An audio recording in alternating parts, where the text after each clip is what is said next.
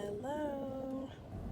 So, this is Travel Chat, the show where I use my super long commute to work through my personal development and take you along for the ride.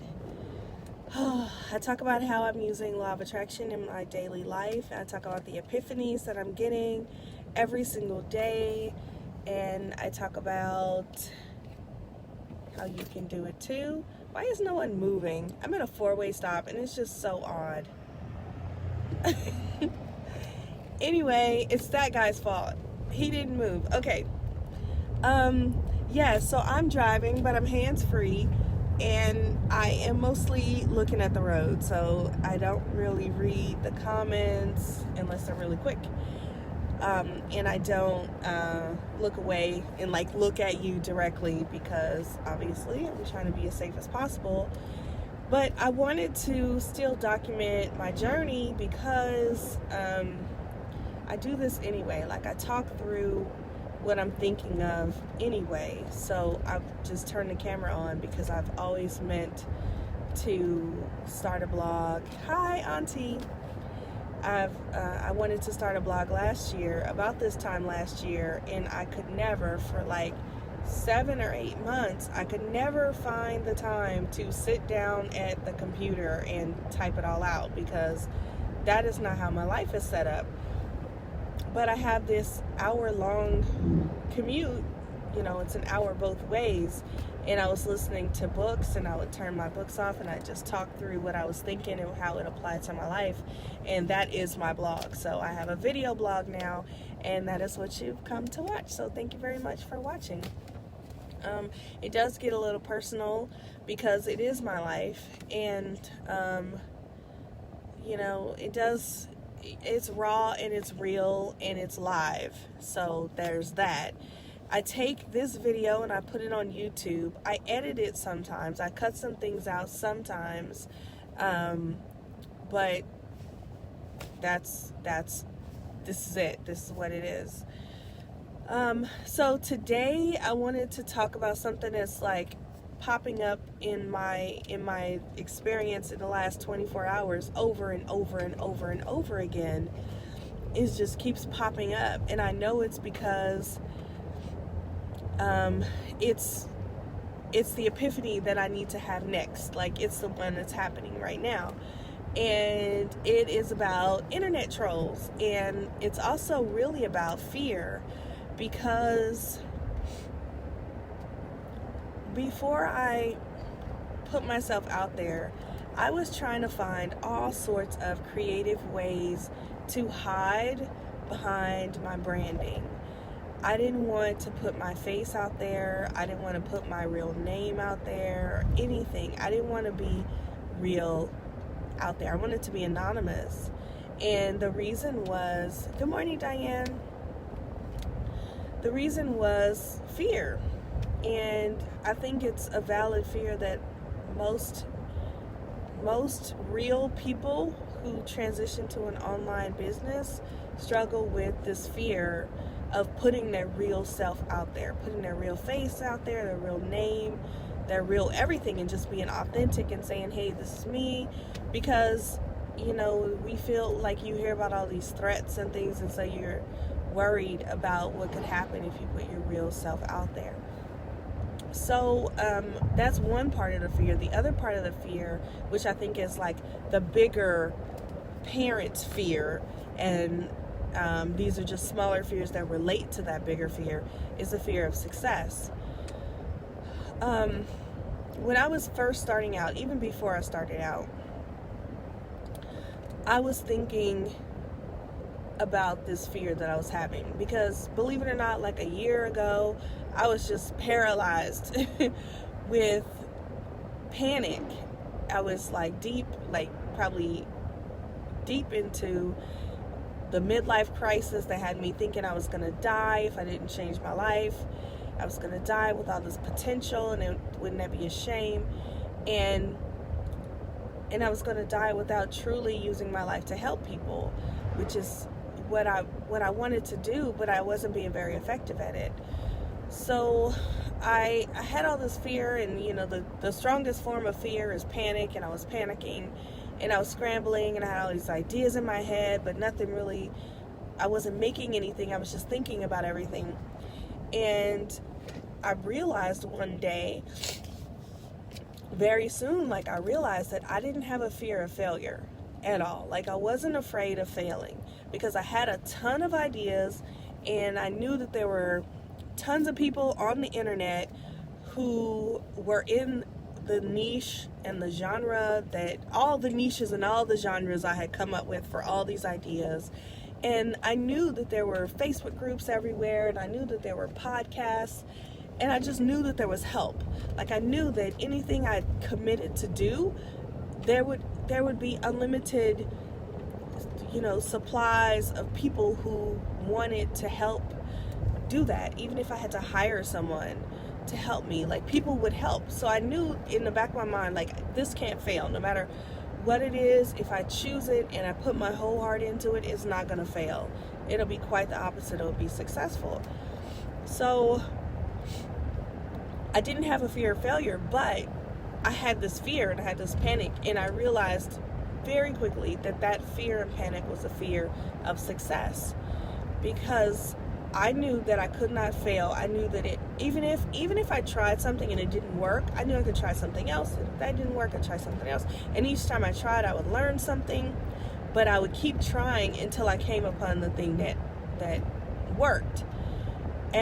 But then that fear was that, okay, this thing that works so well, and it goes out of control, and now when you're on the internet, it's worldwide. So if a lot of people resonate with what you're talking about, they can resonate very quickly, and it can outgrow you faster than you're ready for. And what if something goes viral and you're not quite ready for it to go viral, and you're not prepared, and you want to seize the moment? Because in that fear, and when you have a lack perspective, like I have had to overcome this perspective of lack, like there's not enough. If you have something and someone else doesn't have it, and there's just this lack, there's like this trade-off, and I'll talk about that a little bit later.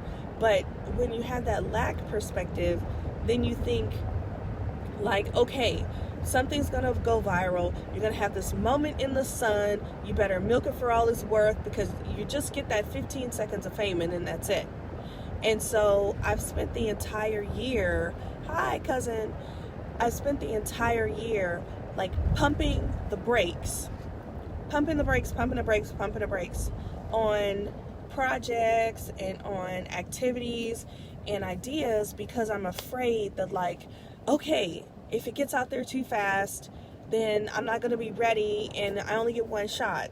And that's totally a fearful perspective. That's totally like a lack point of view to think that you only get one shot, because it's not true. You can get multiple shots. You can get 1,000,000 shots. Look at Janet Jackson and how many times she's come back. It's not like she got one concert and everybody who wants to see the concert better be there for that one night. No, it's been years and years, it's been decades. And then when it wasn't music anymore, it was acting, and it wasn't acting anymore, she came back for music again. It's just like, we have to stop thinking about our life as being like one shot this, one shot that. Like, when I talk about eventually wanting to retire from medicine and transitioning to a different career, I get people who are not entrepreneurs, people who are not in this business mindset. They're like, oh my gosh, but what about all the schooling that you did? I'm just like, it served its purpose. I was a doctor for 15 years or whatever it was. And it's like that, you don't get one career for your whole life. And I think we ought to stop telling kids that too. What are you going to do with your life? Well, I'm going to do a lot of things with my life. You don't get one career that you have to pick when you're 17 years old or even younger. You pick that career and that's it. That's your only shot. And you better do that until you retire. Even if you hate it, even if you're miserable, you get into it 5 years down the road, you realize it's not suited for you, you better keep doing it, because you know what? You went to school for it. And I think that does a disservice to our young people who get nervous about picking their major. They're paralyzed with fear. They can't even select a major because they're so worried about, is this what I want to do with my entire life? The story I was sharing yesterday about Masharma Bailey is, she was paralyzed with fear, didn't know what she wanted to do with her life. She went into social work because both of her parents were social workers, and realized that she sucked at it. She got fired, and she said, okay, what do I want to do? And she liked to cook, so she went to culinary school. People thought she was crazy. The people in her life thought she was crazy. And that is just the point. Is like, you can pick something else. If she went to culinary school and she didn't turn out to be a complete rock star, guess what? She could pick something else. She could go to plumbing school or whatever. Like, you can do other things. You don't have to pick one thing and stick with it forever. Okay.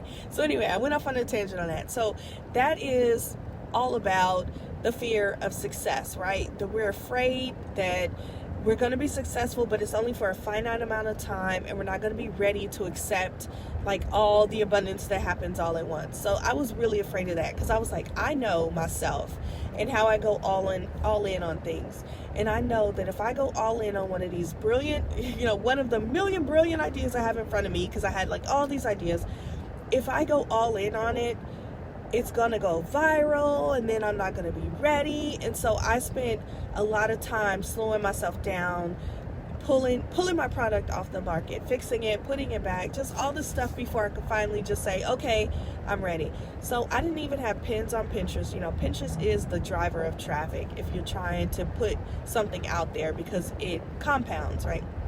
I didn't put pins on Pinterest until August.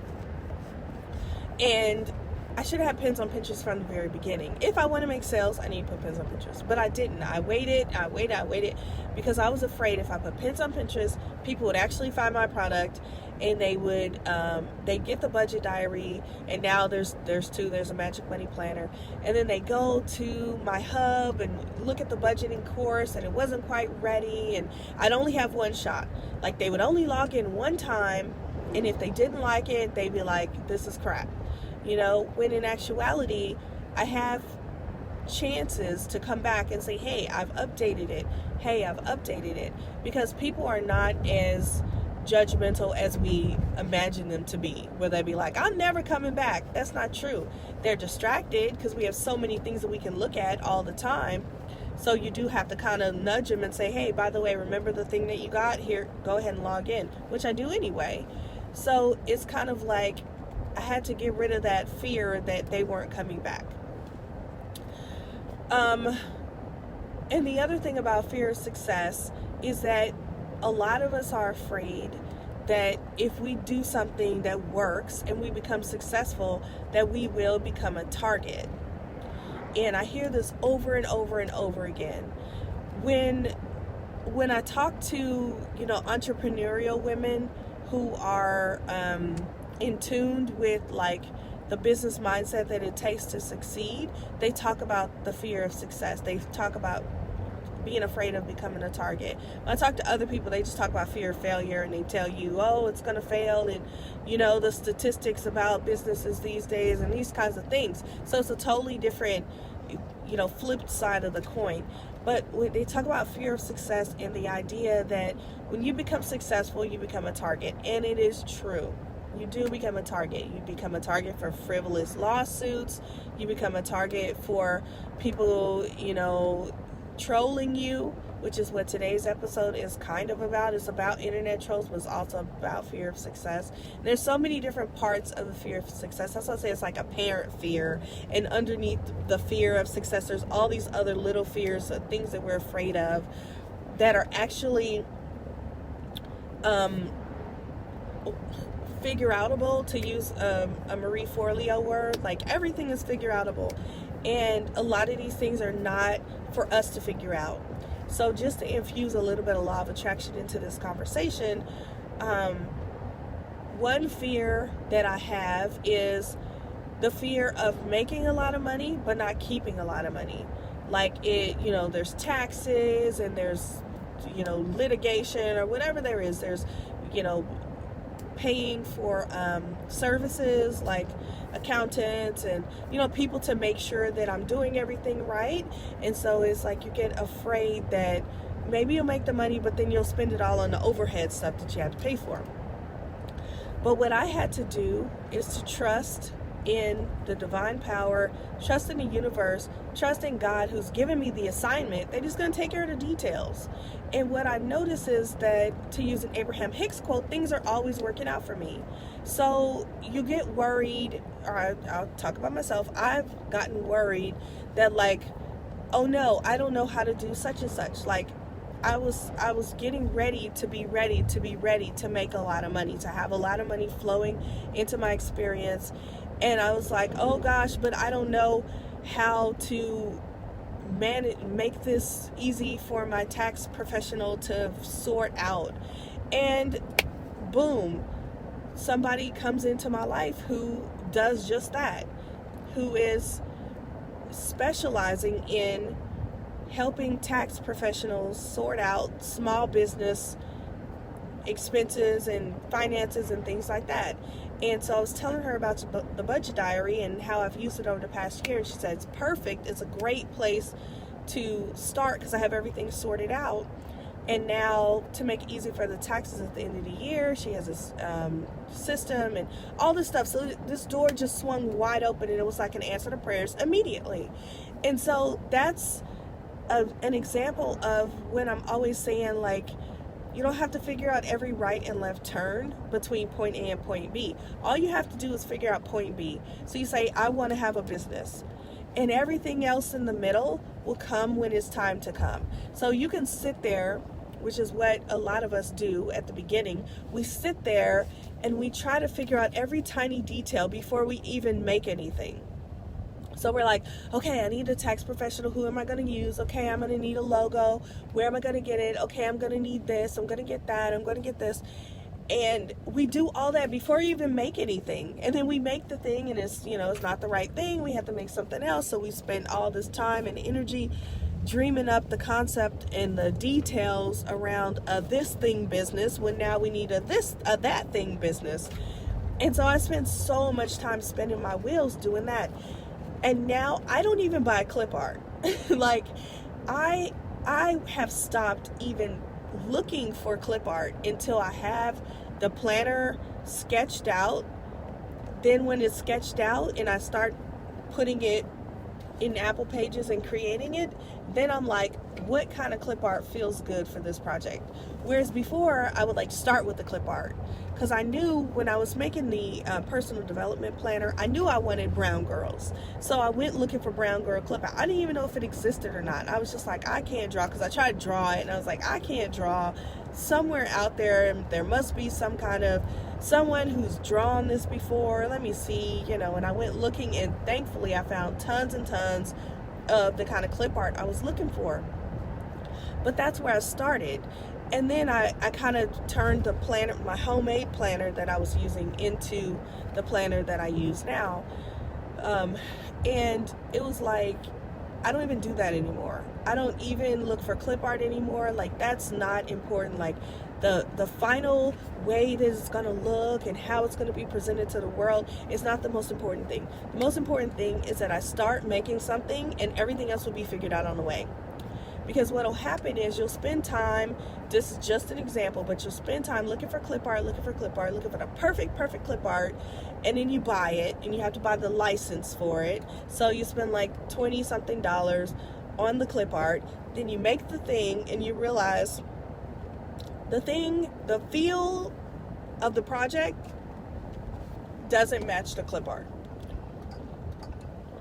that I got. So now the clip art and all the time and energy used to find it's for nothing. You just have it. It's not refundable. You just have it. Hey, Mona. So what we do is procrastinate, because we're afraid of success. So we kind of procrastinate. We circle around that same drain of indecision and planning things out, when really we should just move. Just do one thing, put one foot in front of the other, and just start to move. So why are we afraid to succeed? Why are we afraid to try? Why are we afraid to even start? So there's a couple different reasons. One is definitely the anonymous internet trolls. right? The people who, and these people don't typically pop up until you get like mega super famous, right? So like when you're in the spotlight, like something you do goes viral or something like that, then you get these anonymous people who don't know you personally, who write things in the comments of, you know, your article or whatever it is that's gone out there about you, or your YouTube video or your TED Talk, whatever it is. Like there's always, come on, you can do it, go through the red light. There's always like a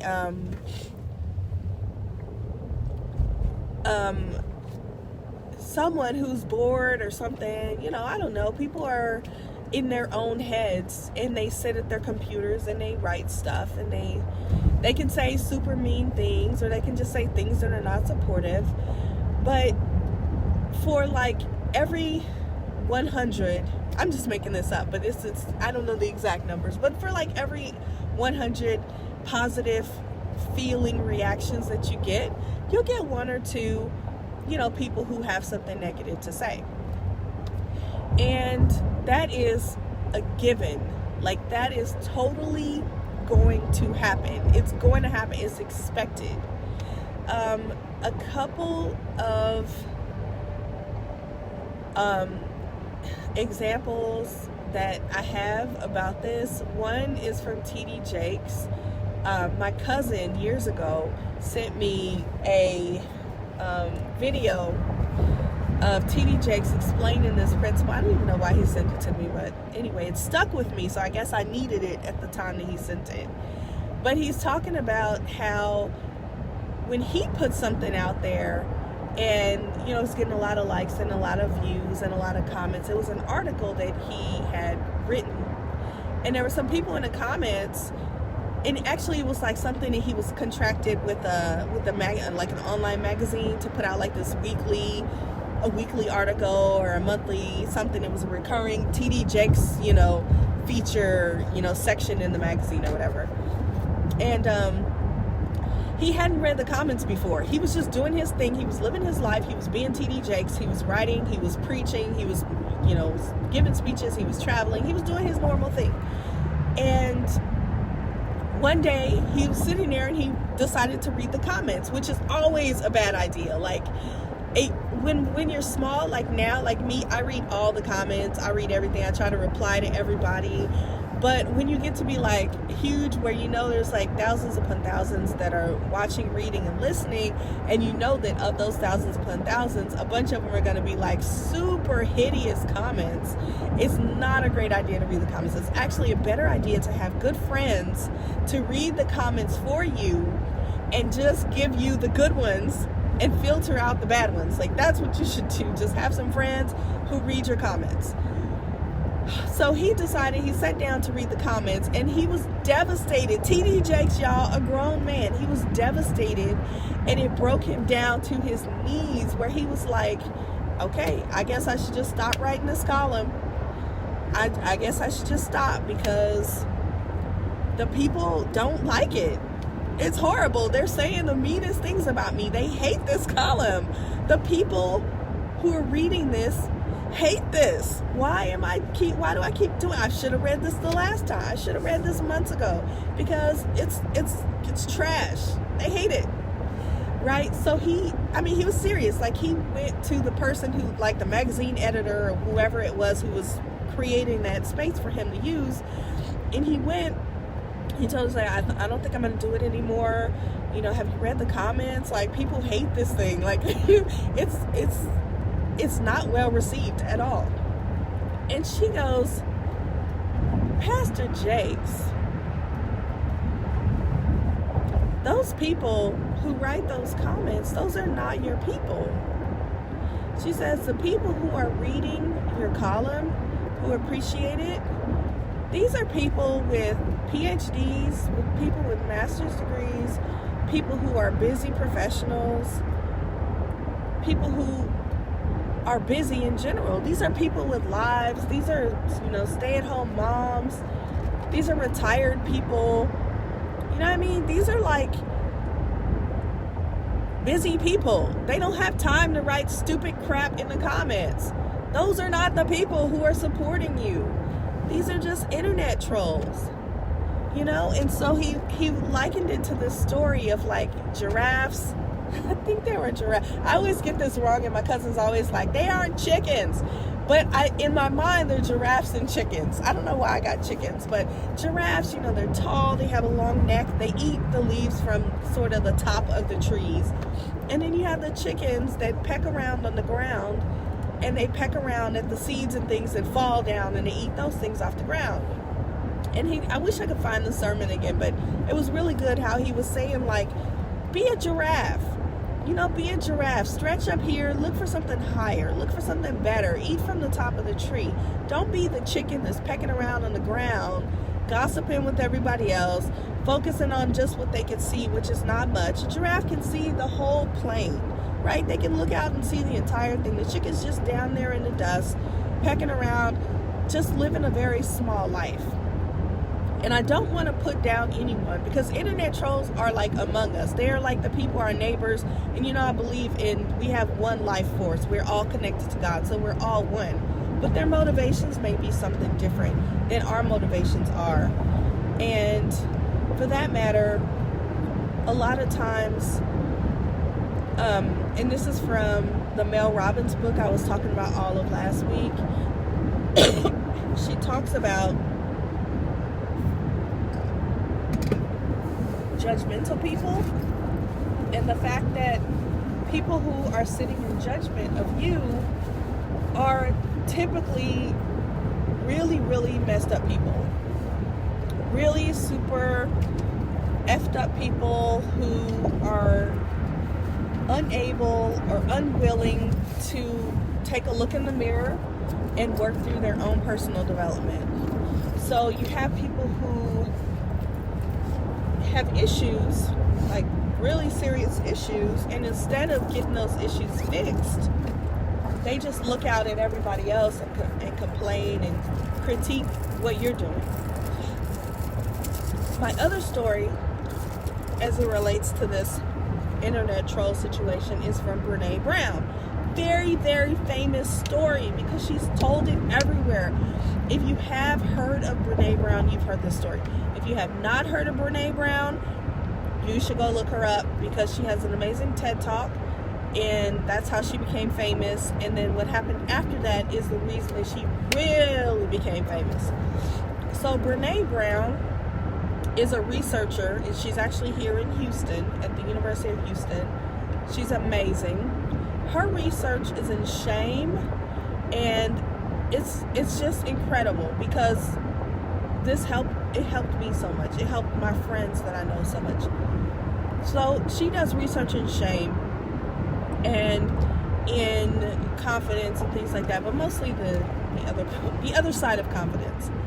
And she gave this TED Talk that was incredible, and it went viral. So she gave a TED Talk, and she talked about shame, and she gave some very personal stories and personal examples, because she didn't think it was going to go anywhere. You know, she thought a couple hundred people, maybe 1,000 people would watch this video and it would be fine. But immediately after she did it, she came off the stage and she was like, ah! Like a shame wave went over her, because she was just like, oh my gosh, I can't believe I just said all that stuff. Kind of like how I am. I make this video, it's live, right? So things come out that after the video, I'm like, oh my gosh, I can't believe that I said that. I need to go and edit that out. But it was live, so everybody who was on there, you heard it, right? And a lot of times I don't edit the videos, because I'm just like, this is my real life. This is my perspective.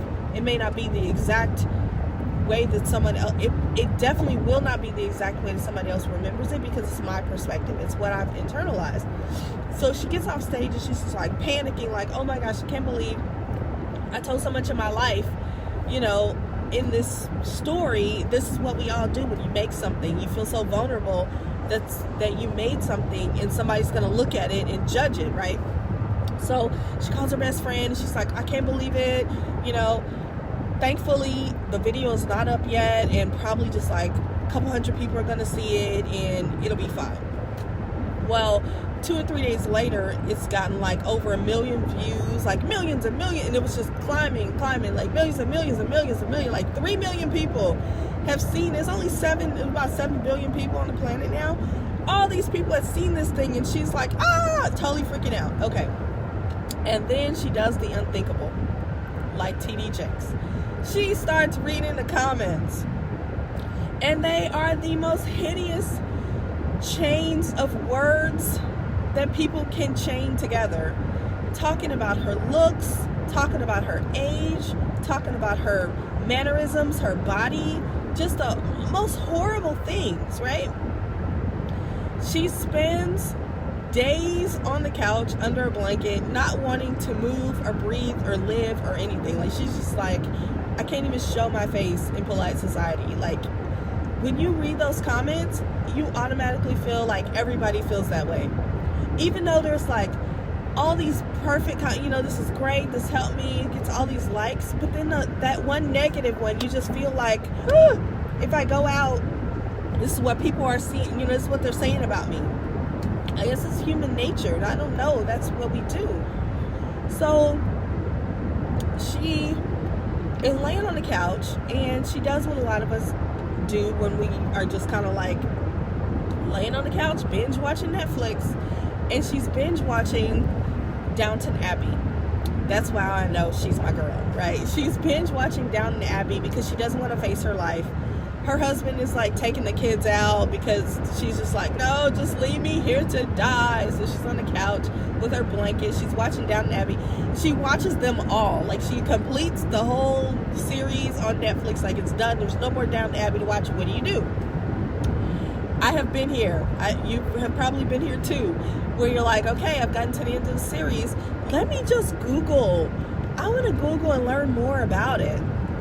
So she starts Googling stuff about Downton Abbey and trying to find out, about the truth behind it and this and that. Because you're just still procrastinating. Like, I just want to get off my life for a minute. Let me stop my life for a minute. But what happens next is truly magical. So she's Googling, who was the U.S. president during the time of Downton Abbey? And she finds that it is Teddy Roosevelt. And what pops up on her phone is a quote by Teddy Roosevelt. The quote has now become like part of the title of her book. It's become the title of and a theme and a topic of her talks now, that are all like revolving around this topic of being brave. And part of the quote goes like this, and this is how it relates to internet trolls. It's not the critic who counts. It's not the man who points out how the strong man stumbles or how the doer of deeds could have done better. No.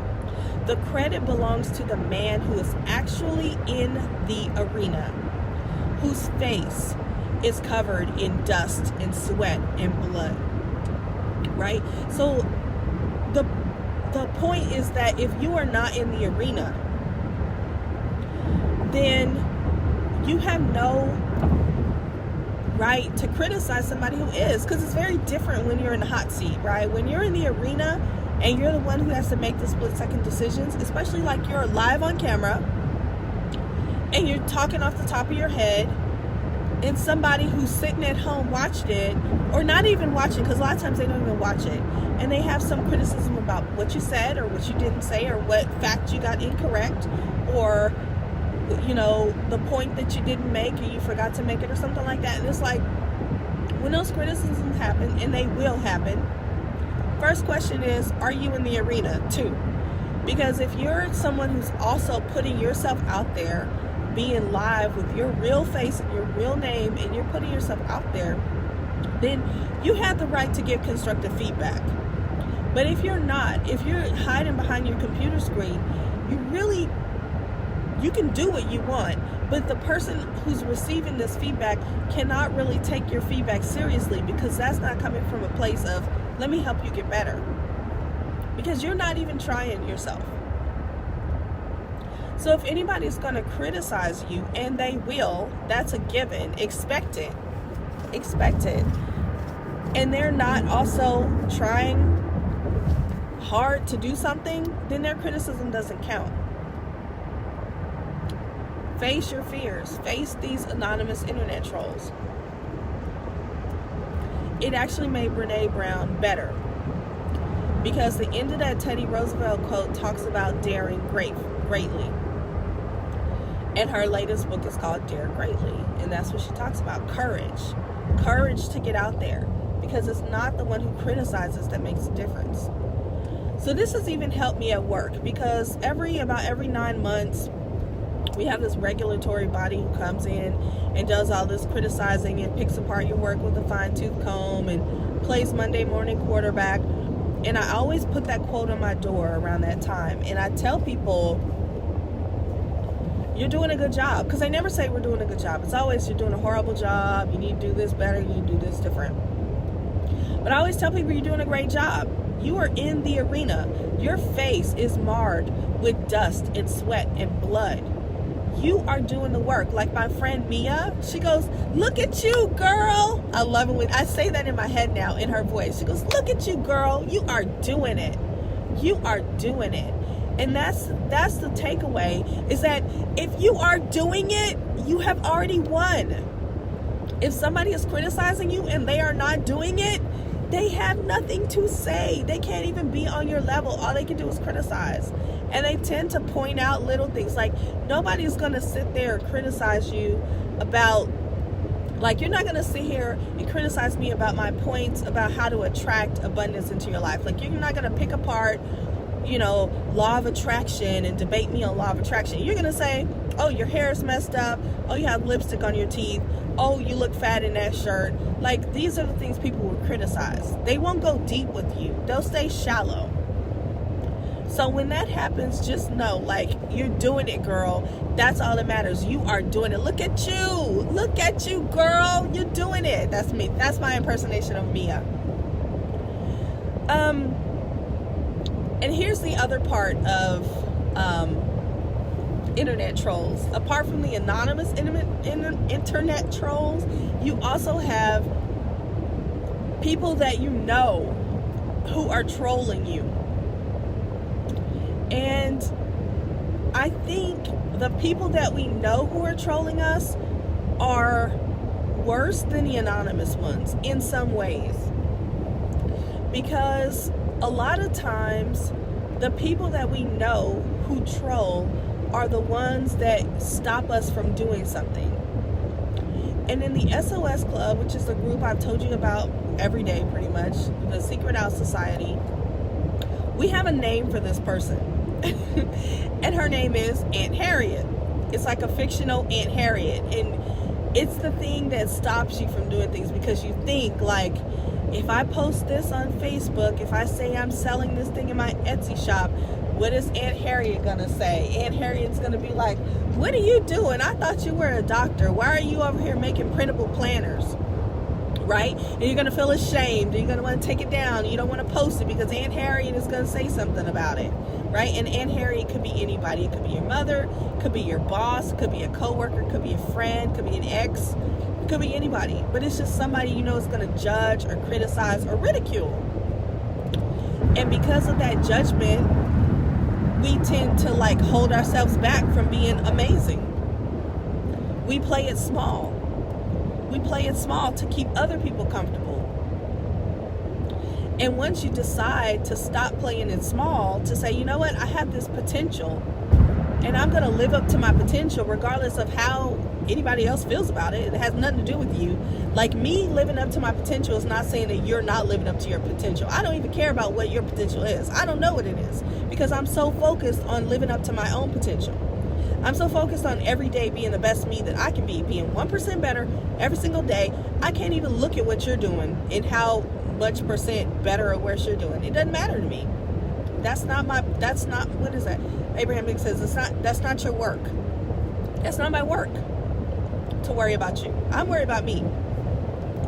Trying to make myself better and present myself into the world and do what I was called to do. So we let Aunt Harriet stop us, or at least slow us down. I used to be on Instagram every single morning live, because Instagram was a space I had built up with more strangers than friends. You know what I mean? Like on Instagram, and I still haven't figured out Facebook. I haven't figured out a lot of this stuff. But I know that on Instagram, most of the people who were following me were not people I knew personally, and that felt very safe to me. Now, this is so strange, right?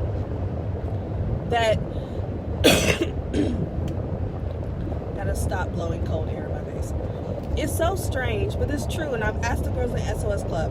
We've talked about it. Like, why are we more afraid to talk about our life, like our true life, with people that we know watching versus complete strangers? We can tell details of our life with complete strangers without fear, but oh my gosh, if Aunt Harriet is watching, we're like worried about that. I don't want Aunt Harriet to see what I said about this. And it's such a strange phenomenon. It's a true fear. And so I was on Instagram where mostly strangers are. Nobody, there's a few people that were kind of watching me. And I was kind of going through this same process before I came to Facebook. And I resisted coming to Facebook. I did not want to come on Facebook because Facebook is the place where the people who were following me in the beginning were people that I knew. They were people I grew up with, people I went to school with, people I went to church with, and they were family.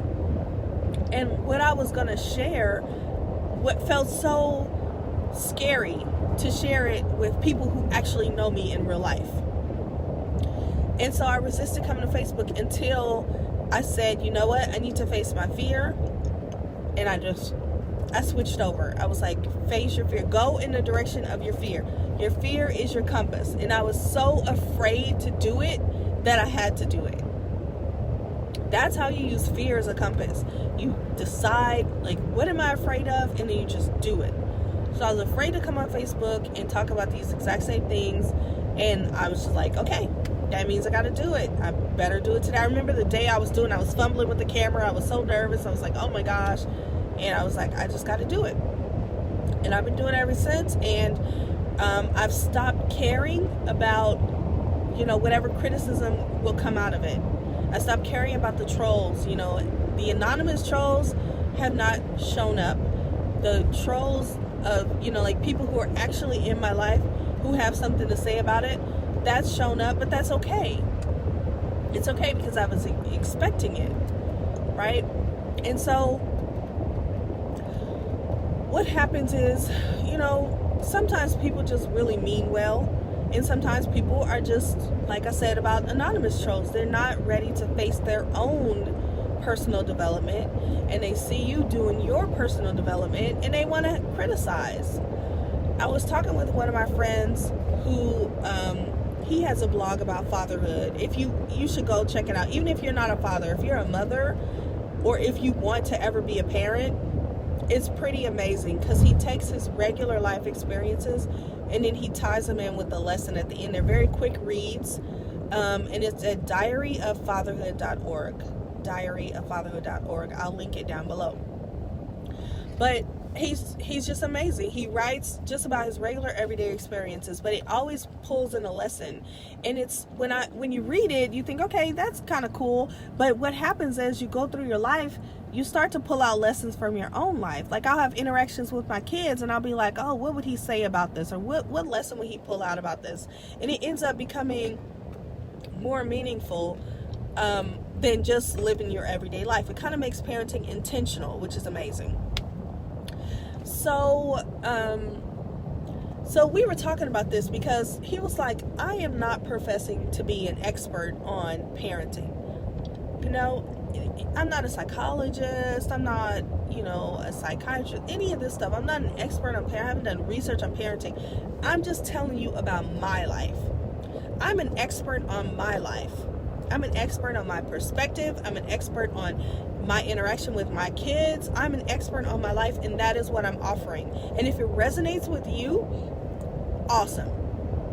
If not, awesome. There's so much out there. There's so much information on the internet. Feel free. If I'm not the one for you, there's somebody else out there for you, and I'm pretty sure of it. right? That's an abundance mentality. That's not a lack mentality where it's like, well, there's only one person out there who can give you advice. No, there's tons of people. There's tons of people who say the exact same thing that I say. But maybe you like blonde-headed people, or maybe you like people with a British accent, or maybe you like younger people or older people, or more flamboyant people, more dramatic people, or something like that, or calmer people, because sometimes I am flamboyant and dramatic. Maybe you like a calm person to deliver your law of attraction information. But whatever it is, you can find somebody saying the same thing I'm saying in the way that you need to hear it. But what you won't find is my unique perspective, my exact unique perspective, because I'm an expert on my life, and I'm telling you every day I come on to tell you about my life. So if somebody comes to you and they're just like, you said this wrong, you did this wrong, you did it, it's like, this is my perspective. I never said all African American female doctors of age 42 believe da da da da. No, I'm saying this African American female doctor age 42 believes. And that's it. And so the other thing, if you're afraid of putting yourself out there because you're afraid of a troll who knows you, I would say you are the expert on your own life. Nobody else is living it for you. Nobody else can prove or disprove something that you're saying. And if you misspeak about something small, if I were to say Abraham Hicks said blah blah blah, but actually it was like Denise Duffield Thomas, and that would be the thing that somebody calls me out on. Trust me, you guys would be so surprised. That would be the thing I get a text message on. Oh, you said this was blah blah blah, and it wasn't. And it's like, did you hear the other 50 minutes of what I said? Because thank you for correcting me on something small. So at that point, the best thing to do is to examine the source. Was it Denise Duffield Thomas who texted me? Because if it was Denise Duffield Thomas who texted me and say, guess what, you quoted Abraham Hicks, but it was actually my quote, then I'd be like, oh, I'm so sorry. Like, my bad, girl. That you said that. So let me go tomorrow, even if it's Saturday, and be like, hey, y'all, this was actually Denise DT, and she called me and said that this is her quote. So excuse me. But if it's anybody else, it's like, okay, thank you for correcting me. I appreciate being corrected. I do. I'm not, above like understanding if I say something wrong. But if it's something petty and it's done without love, like it's a malicious comment. It's malicious. It's like to balance your equation. I've used that term before. I don't know if you guys know what I mean by that, but they want to balance. It's like an algebra thing, like both sides of the equal sign have to be equal, right? So if you start getting a little bit puffed up or whatever, they were proud of yourself.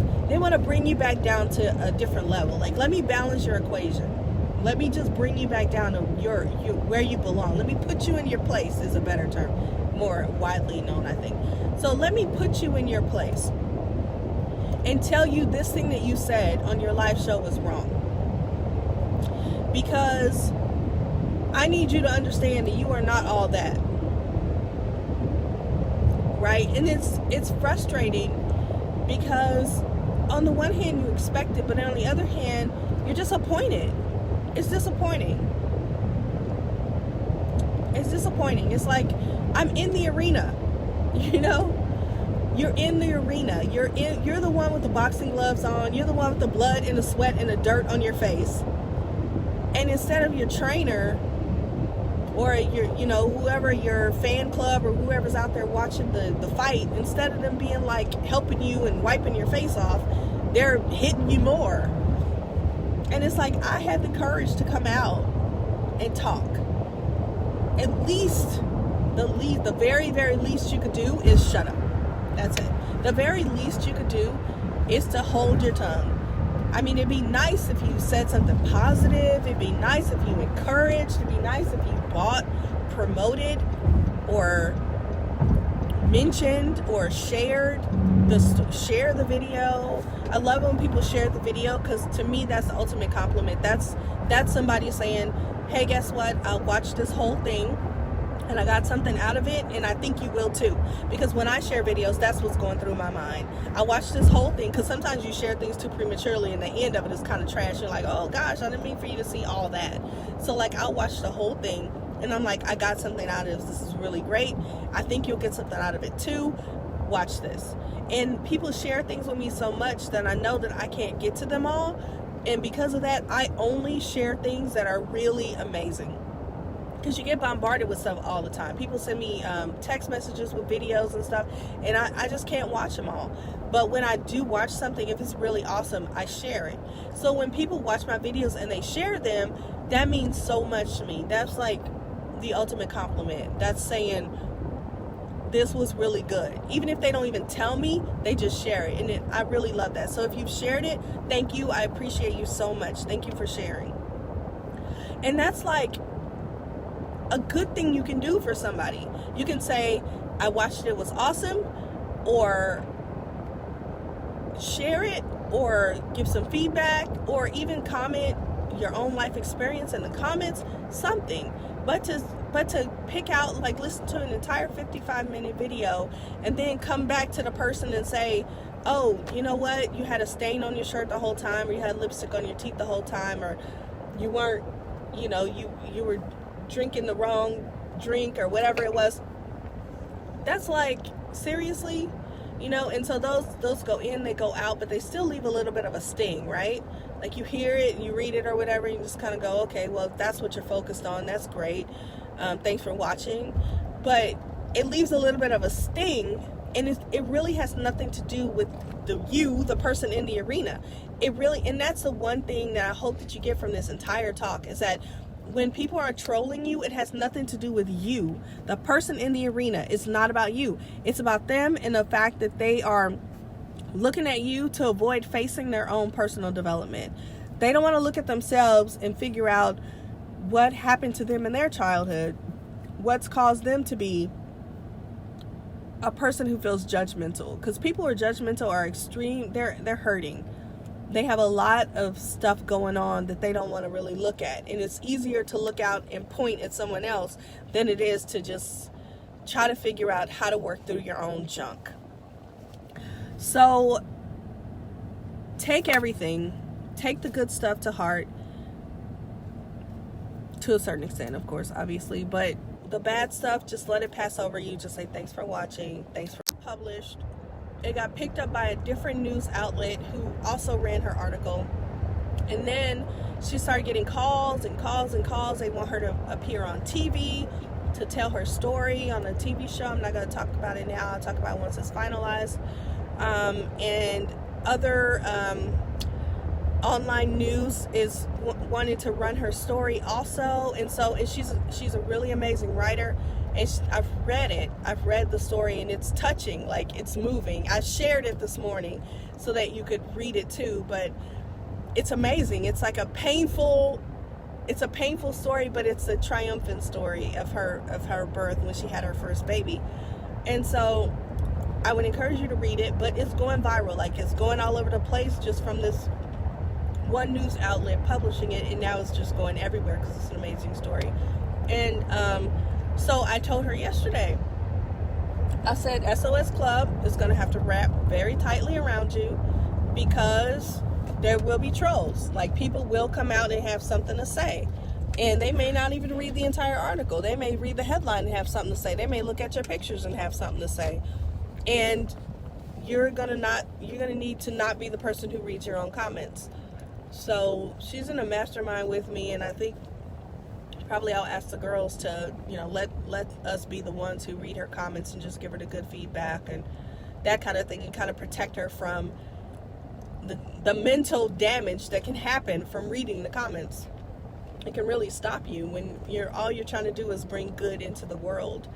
So, anywho, that's that. So her name is Mia Hemstad. You can look her up, Mia Hemstad, MiaHemstad.com. Have a wonderful day. The sun is in my eyes. Bye.